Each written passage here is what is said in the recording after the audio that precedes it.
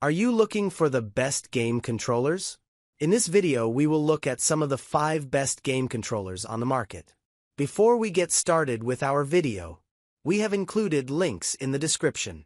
So make sure you check those out to see which one is in your budget range. Number 1. Backbone One. Over time, the Backbone One, 8 out of 10, Wired recommends, has become my go-to mobile controller.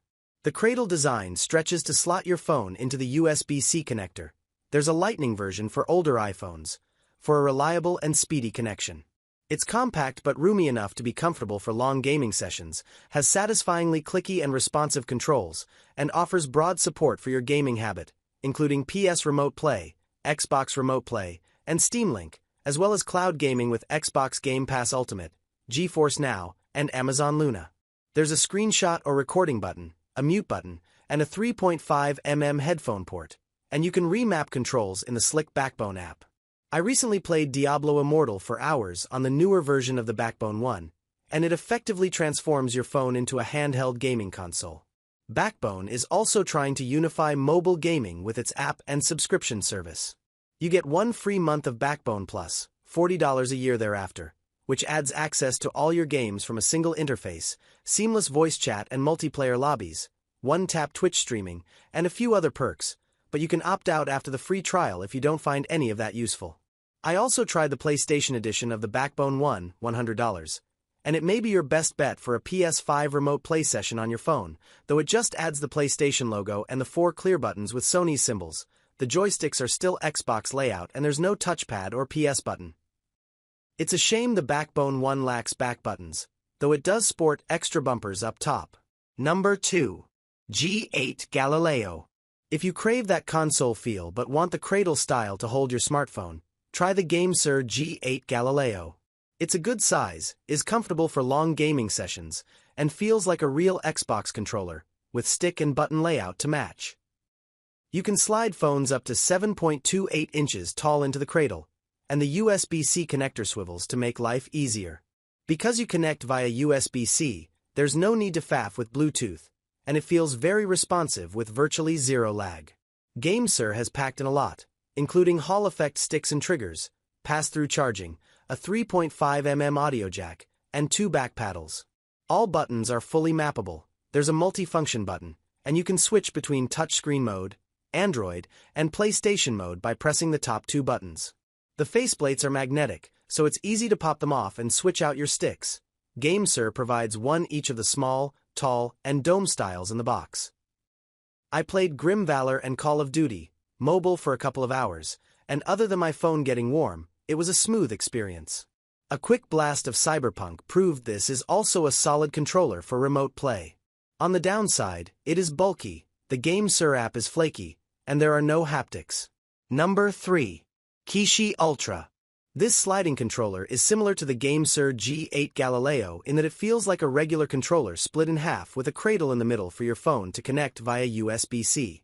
The reason to spend more on a Kishi Ultra is for the extra space for very large phones or, even better, an iPad mini or small Android tablet, up to 8 inches. It is a comfortable controller with clicky microswitch buttons, a circular D-pad, and full-size offset thumbsticks, though they should be Hall effect for this price. I prefer back paddles to the double triggers on the shoulders, but it does have 3.5mm headphone and USB-C charging ports. There's also customizable RGB lighting via Razer's Chroma RGB software and decent haptics. I found the Kishi Ultra supremely comfortable for third-person games, and it is far less cramp-inducing than compact controllers, but that does mean it is seriously chunky. Ultimately, I prefer the Backbone for its portability and the G8 for its back buttons, but the Kishi Ultra is ideal for small tablets, helping them rival dedicated handheld gaming consoles. You can remap buttons and customize other bits and pieces in the Razer Nexus app and remote play from your PC using Razer's PC Remote Play software. You can also use the Kishi Ultra as a wired controller for your PC or laptop. It's a shame that it lacks official PS5 Remote Play support. Number 4. Pro 2. With a unique combination of features, a thoughtful retro design, and solid performance, all at a reasonable price, this is the best traditional mobile controller for most people. The D-pad is all too frequently a disappointment in phone controllers, but not here. The buttons are satisfying, and the analog sticks are sensitive. Make sure you get the latest version with the Hall effect sticks. I love the subtly textured back, which adds grip. There are double shoulder triggers with 2 clever programmable buttons around the back so you can keep your thumbs on the sticks. This Bluetooth controller can connect to 4 devices, so you can easily jump between a Nintendo Switch, MacBook, Android, iPhone, and Windows PC, or you can connect with a cable using the controller's USB-C port. Just make sure you snag an 8-bit Do mobile clip, $15, to go with it. The 8-bit Do Pro 2 has a rechargeable battery inside that's good for about 20 hours, but it is removable, and you can swap in 2 AA batteries if you need. To sweeten the deal further, the 8-bit Do Ultimate software app for Android or iOS lets you remap buttons, tweak the stick, trigger, and vibration sensitivity, and even set up custom macros in your favorite mobile games. All this controller lacks is support for PlayStation and Xbox. You can find many more traditionally shaped gamepads worth considering in our best game controllers guide, and most of them work with smartphones too. Number 5.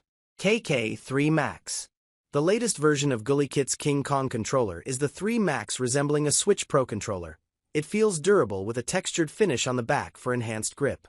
I found it very comfortable, even for long sessions.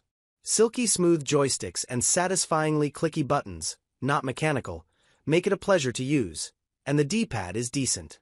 Just like its predecessor, it has Hall effect electromagnetic joysticks designed to combat drift. There is also a programmable button for autopilot gaming, APG, allowing you to record up to 10 minutes of gameplay and tap the button to repeat.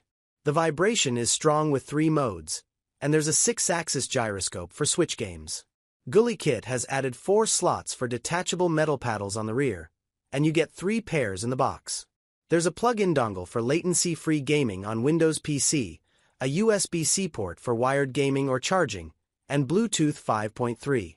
The GuliKit KK3 Max has a 950 mAh battery, slightly smaller than its predecessor. That's good for up to 24 hours, but you'll only get around a third of that with all the bells and whistles turned on. I enjoyed playing Grim Valor on Android and Doom Eternal on PC. The lack of a companion app is good and bad. There's a learning curve to calibrating features, and firmware updates must be manual.